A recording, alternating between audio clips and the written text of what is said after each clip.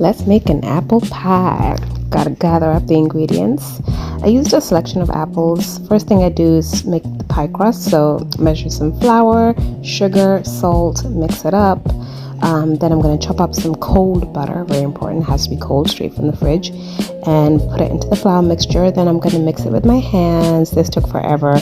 This is kind of like how you make scones actually. So yeah, mix it up with my hands until it's like crumbly. Then add some ice water so that it can kind of form the dough. And what I'm going to do is I'm going to put it into two separate doughs. So one for the bottom of the pie crust and one for the top of the pie crust. So it doesn't have to be fully formed, but it is going to just kind of like mold once it's in the fridge. So put that in the fridge for a couple of hours. Then I took out the dough. Let's make the filling.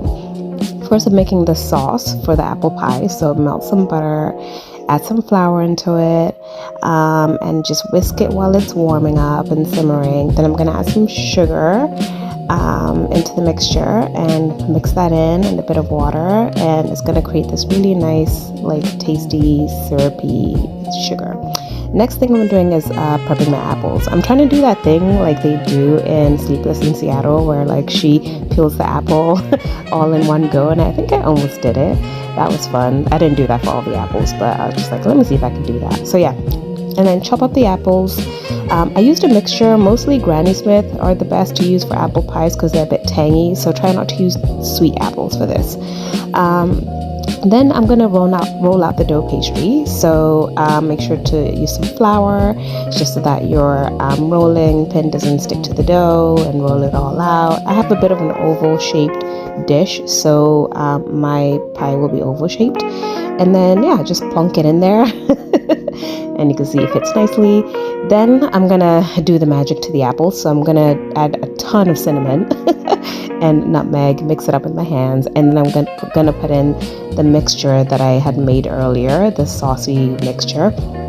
Mix that all up, and if y'all could smell this, it smelled so good. Oh my god.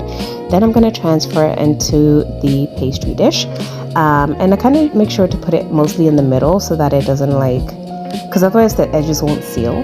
So yeah, put it all up in there. Oh, look at it, it looks so good.